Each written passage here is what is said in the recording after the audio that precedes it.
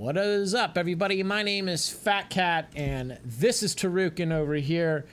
And in this video, I'm going to break down trading the election day. And these are my trades for the session. And I'm going to show you old school style. And what I mean by old school style is, if you've been around for a while, I built this channel on breaking down trades. So that's what we're going to do. We're just going to break down this fucking session. And if you're interested and you really like this session, you can always join the coffee link in the description below. If the link is not working, you can always copy and paste it, put it in your URL because it's fucking broken for some people. And in my coffee, you can see many more sessions like this. Hundreds of sessions like this. So let's get this party started and look at how I sort of figure out what's going on. So up in this region right here, there is a multi-week range on the ES. It is broken out, and this is a 30-minute chart. And now we're starting to re-range below it. Now up in this region where this range down here meets this upper range, this pivot here has a lot of liquidity. Basically what this means is there's a lot of stops right there. So it's, in my opinion, the market making algo, the market makers, the way the market is designed, it's predatory and it likes to go into areas and essentially hunt stops. If you've been trading as long as I have, you've noticed the liquidity in the market has gotten thinner. Watch my How to Read a DOM video. If you look at the ES DOM compared to today, then it's not nearly as thick as it was then. So there's a lot less liquidity. So strategies like pushing on areas where traders might have stops is a great way for the market makers, the algos, to get filled, in my opinion. And this is a story I tell myself to sleep better at night and to trade better. Actually, it works. So it's, in my opinion, on near this pivot, there's just a lot of trap traders. Now, is that every pivot? Not necessarily. Okay, this pivot in general is a pretty major pivot. It also has a little bit of reclaim left right up in this area right here. If you've not seen my reclaim and slip video, I highly recommend you go watch that. This is the reclaim and slip video. It will be in the description below. So if you're not sure what I'm saying when I say reclaim and slip, well, that'll explain more of that. So there's a liquidity pool up in this section, a bit of a bottom tick in this fucking region. So what this means, in my opinion, is they looked for more, the sellers tried to sell at an extreme. Didn't happen. There weren't enough sellers to carry it down, or buyers stepped up. It could be one of the two fucking things. Either way, it didn't fucking go down. Okay, why it didn't fucking go down, I don't know, but they tested sort of an extreme. They pushed it out a little bit further, and now they're pushing it up. So it makes sense that they could potentially be testing an extreme by pushing this and getting a bit of a reclaim assist in this area. However, we are at the top of a range. I have another video called Trading Ranges Explained. So in my opinion, ranges, I just trade them better. It's best to be, trading from the top of the range. You want to be shorting, and from the bottom, you want to be longing. But that's very gray. Everything in trading is fucking gray. And if you're looking for a definite answer, you're in the wrong business, kid. So are they going to mean revert the motherfucker? Are they going to blow out the fucking liquidity and give us a stop run? Well, fuck. How do we figure that out? So 12 minutes into the future of me analyzing this specific situation, because I didn't fucking know what they're gonna fucking do. They're starting to hit more of the top of the range. They're starting to compress on the top of the range. This is a 3-second view of the ES chart. So we are pushing up against the top of the range. We aren't really selling too hard. I'm looking at stocks, Nvidia on the left, Microsoft, Amazon, and due to the nature of the price action, to me, it seems like they're gonna go up. You might be wondering what these blue and red boxes are. Those are reclaims. I told you to go watch that video. That'll explain what those are. However, when you watch that video, this indicator has not been developed at that time. So we're starting to hit an area where 175 is a major price for me right here, and it's right there, 58, 175. But 175, that's a major area where I think there could be a stop run. So as we're pushing up into it, and right here you can see the sort of shaded area on ES. There's sort of a window there. It's the top of the hour. If we're kind of like embedding near a range extreme at the top of the hour, so in my opinion, there might be a chance we could go through. Now, when it comes to building out context and narrative, there's a lot of things I'm factoring in.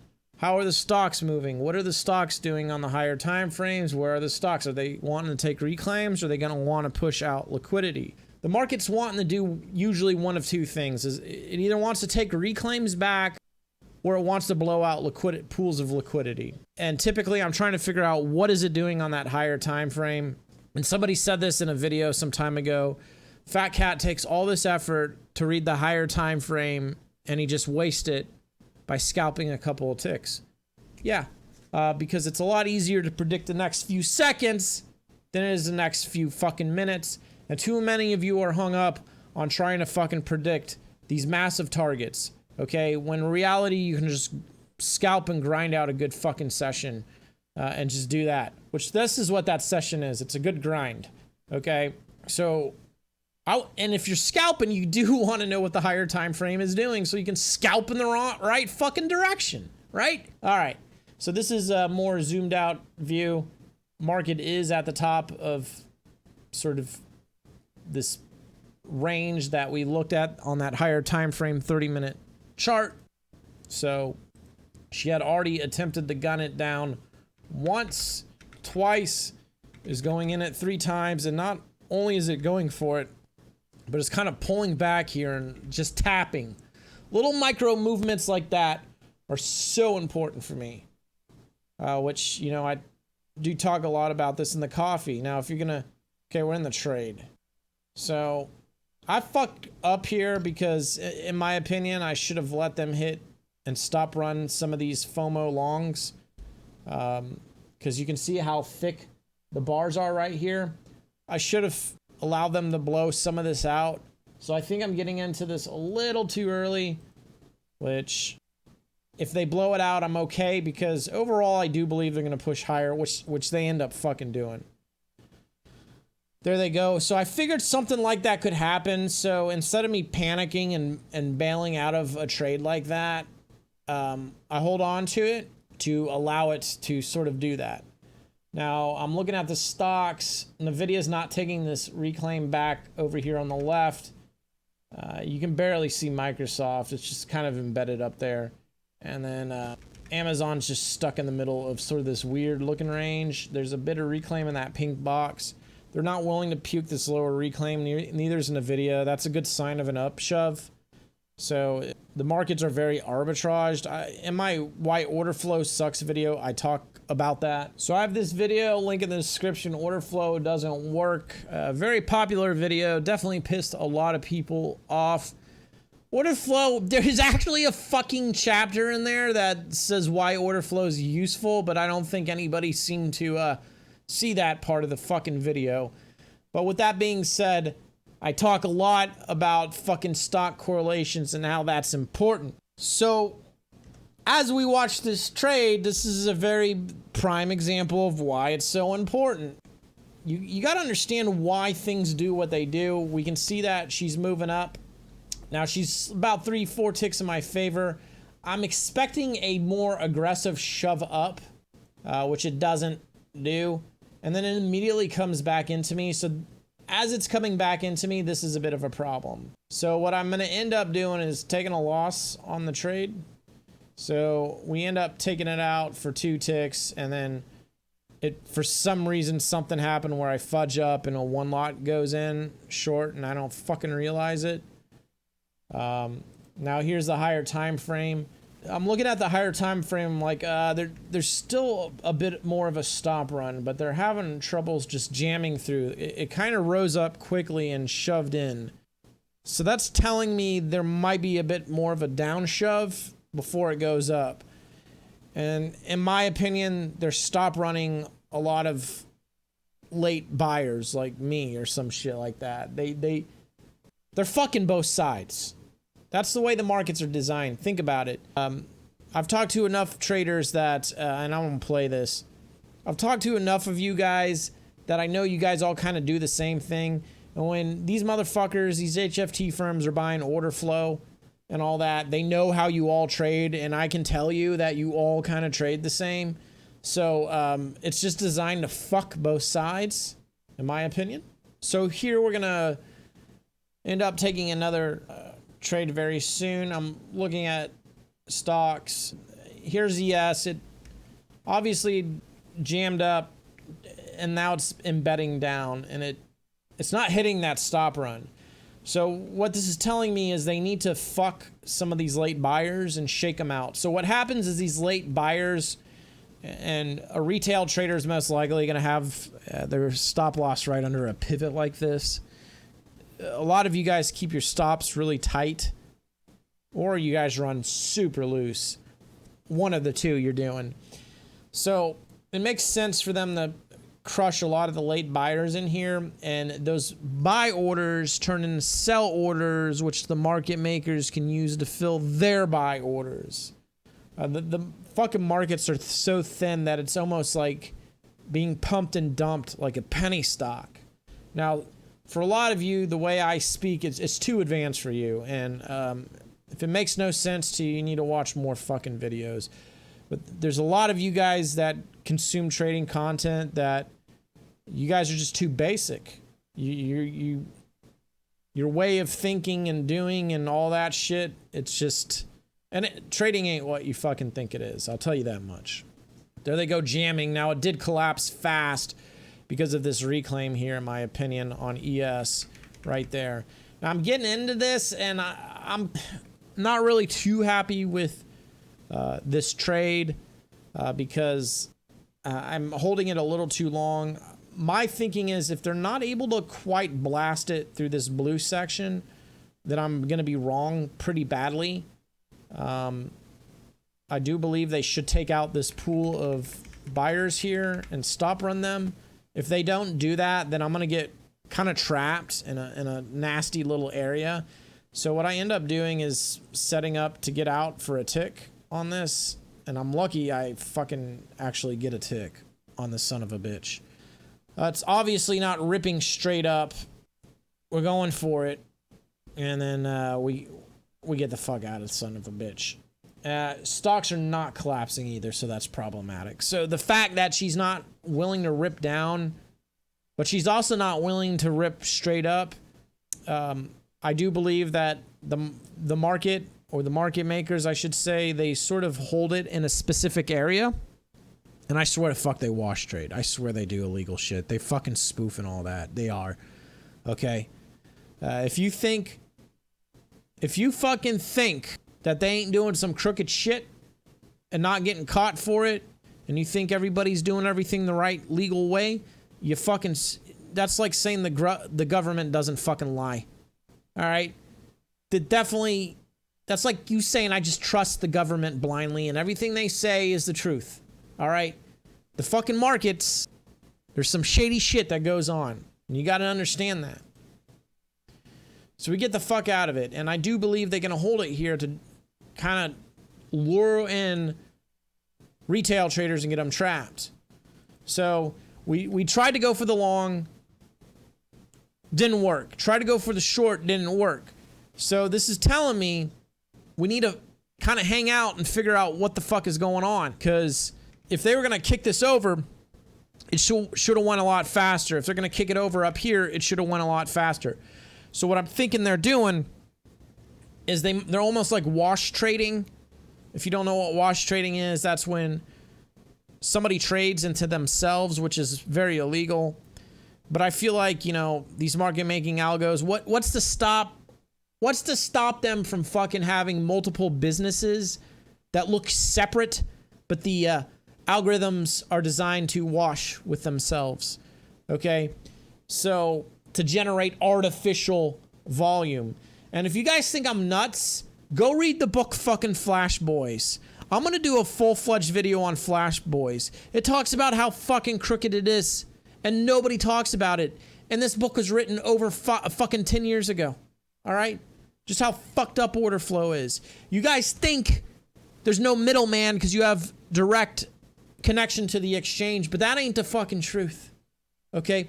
The HFTs see it, the orders, way before you. That's like insider information. That's like insider trading, right? You get access to information before somebody else. You make a decision. They're trading at such a fast level, they can see that. And they're buying order flow data. They know where you guys like to be. When you are able to see where the psychology of the market, you can prey upon it. They have access to so much more information than all of us. So that's why the markets are so fucking choppy and fucked up, because it's designed to fuck everybody. So this is almost like 10 minutes in the goddamn future. This was our last trade was right here, the first trade. So trade 1, 2, and trade 3 are here. So we wait. We wait. That's a good thing. That's a sign of professional trading. So we wait. And now they're reprobing up here. So in my opinion, the stop run is on. Okay? See how the market, this is where we were. It briefly came up and then it jammed down, puking all the late buyers, and then you have the sellers piling in. Now they're fucking the sellers. And those sell orders turn into what? Buy orders, which gets it cooking up. Okay? The market is so thin, they need to fuck people on both sides to get it to go in a specific direction. Plus, this shit is arbitraged with these other fucking markets anyways. So there's a lot of things going on. And there's a lot of stops clustered in this area. And just because they're going to go here doesn't mean they're going to just directly go there. It's one thing to have a higher time frame read on the market. That's great. That's fine. I can do it. Some of you can do it. But the real dark art is actually getting into the goddamn market and not getting shaken out with the 20 tick push against your ass. And the only way to deal with that is run small size super loose, meaning a big ass stop. And I'm sorry, but if you're running super loose like your mom's fucking legs, well, that ain't good. You're not that good of a trader, in my opinion. If you're not good at being tight on entry, it's one thing to hold the trade and allow it to run, but I just don't think you're that good of a trader if you can't run it fucking tight and get precision entries. I don't think you're that good of a fucking trader. And I know that upsets some of you, and if you're upset, you can hit the X button above, because quite frankly, I don't want you to watch my fucking videos because you're a fucking crybaby. All right? Yeah, you suck. Okay? So anyways, with that being said, now I know that it's pretty much on because they keep probing up here. And another thing is they didn't take this little reclaim right here. That's telling me shit. They took this part of this reclaim. There's a pause here, but they didn't take all of this. It's very evident that it's channeling up. Okay? So I know that at this point, they're going to go for the liquidity pool at this point. So what we do is we end up setting ourselves up for the long, get in it. 2, looking at stocks. I mean, fucking Amazon over here is drifting up. Microsoft ain't dumping. NVIDIA's on an uptrend. NVIDIA's got a big ass 2-sided reclaim here. Makes sense that they could slip it. Now, I know she does dump against me. This trade could have been a little better executed. It's still a tight trade, okay? Yeah, it's getting into the tick, at the tick, and not having it, like, and have them to work immediately, that's really difficult to do, okay? So having it go against you a few ticks or whatever, it ain't a big deal. But when you're letting the motherfucker blow out against you goddamn 20 points or 10 points, you're not a good trader, okay? And the EV can shift so much. And if you're unsure what EV is, well, guess what? Got a video on that right there, link in the description. So go check out the expected value trade if you have no fucking idea what I'm saying. So now we're in this motherfucker. I know what they're gonna do, man. Like, well, you never fucking know, but I have a good feeling Been doing this shit for 8 fucking years at this point. Last month was my 8-year anniversary. There it goes. There she is. Blowing out. There it is. It's starting to hit that stop run. Now, I am down like $100 and something at this point.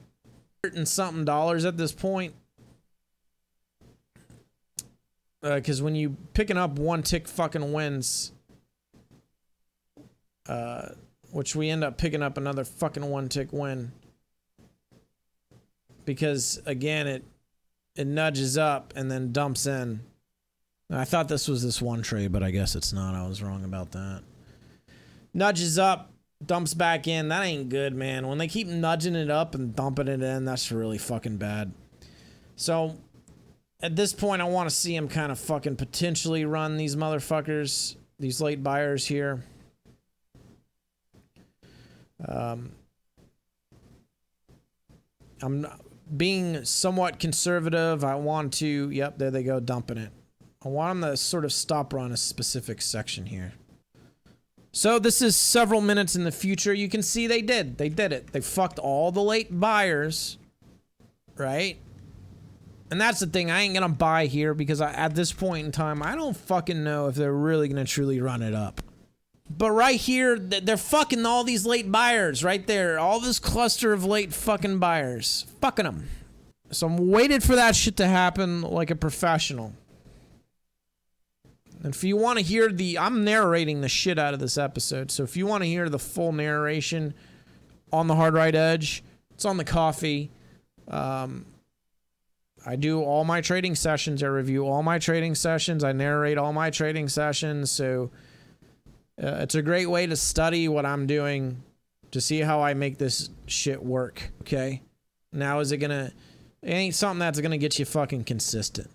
You got to do a lot of hard work. You got to study. So we're going for it again. We know 375 is another specific price with a lot of a stop run on there. And we get in that motherfucker right on time. Now, I kind of fuck up on this because I should have held it a little bit longer. But I am down like $130 or some shit. I don't fucking remember exactly. So I'm bankrolling. So if you're unfamiliar with what bankrolling is, guess what? Guess what? What do you think I'm about to fucking say? Am I about to say I have a video on it as I'm typing it in? Yeah. It's called bankroll management. Link in the description. So I'm bankrolling the fucking trade. You know what gets me? You're showing too many fucking videos and you talk too much and you never get to the point. Bitch, the whole thing is the fucking point. You can't get to the point without the narration or the story or the lead up. You know why the failure rate's so fucking high? Because you guys just want fucking black and white answers and you want it now and you don't want to fucking sit there and get good at this because this is a skill. Do you know what a skill is? It takes time to get good at it. Anyways, there's the stop run. I pull it too fucking early, but I'm bankrolling out of it. I think at this point I'm up like a little over 600 at this point. I realized that I cut it a little too early. And this is the trade right here, actually. So you can see how it's a yellow. It's colored yellow. I gave it a 3-star fucking rating. So I know that I didn't manage it well. The only trade that really I do well is the one you're about to fucking see, the last trade. But these are all my tags and shit. This is actually my fucking journal software that's under development. So you will be hearing more about this in the future, but it is a sick piece of fucking kit that me and the prop traders are using. So that's kind of what I'm doing is I'm tagging this to see the statistics on some of these trades. And in the coffee, I talk about last month's statistics. So if you want to see that and how I develop these tags, they're in the fucking coffee. Just to give you a little bit of a rundown of what's going on is you got a medium range, a higher time frame range, and a micro range. So statistically speaking, I used to be a really good mean reversion trader, and then I started going against the range, which statistically didn't work well. Now I trade pretty good on breakouts and mean reversions. They're high win rates, so what this is telling me is I'm becoming a better breakout trader. So the problem is I've only been tracking like one type of range, and the markets are very fractal. And in my mean reversion video that I recommended earlier in this, I talk about using a range and a range to get into a range. So now I'm tracking multiple time frame ranges. Open and close window. This would be, some of you guys have asked me what this is. That's going to be the top of the hour. I want to know if that statistically does make a difference. This right here is conservative and aggressive. You can see I'm aggressive in this, the prior trade, but here I'm more conservative. What I'm doing is I'm tagging this as soon as I take the trade. Whereas my intention is to push the trade or to be conservative. It's in my belief that when I'm conservative, I trade a lot better. And what's interesting is all of these trades are tagged aggressive up here, except for the last two, and the last two are the ones that actually make good money, 900 and 600 before commissions. The rest are aggressive trades. We'll see how that goes. My read on price action, am I confused or am I clear about it?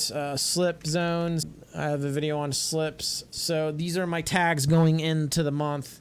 But if you'd like to see my statistics on tags from the prior month, they are in the coffee.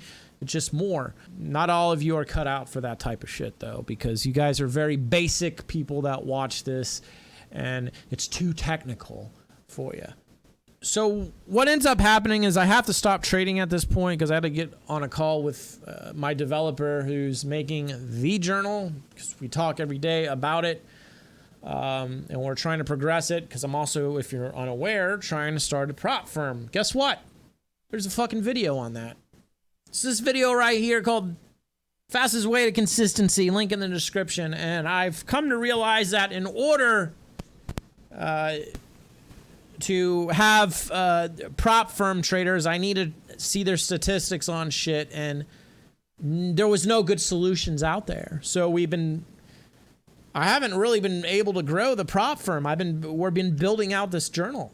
So yeah, that's kind of where I at a stalemate with that. But now that it's in a phase where we can actually start using it, as of this week, more shit will be added to it. Eventually, this will be a product down the line, but I'm going to be talking a lot about statistics and showing my statistics and prop traders' statistics in the future. It's going to be pretty trick shit because that's how you get better. You know, it's time to fucking buckle up and be a professional trader and do the work it takes to get good at this. So after my meeting, I sit down to trade again, and it was a pretty short meeting because, you know, we obviously see the market puke, and I come back, I sit down, and this is where the market's at. I like this right here. I like this. See how it's like really tall movement up, tall movement down, tall movement up, tall movement down.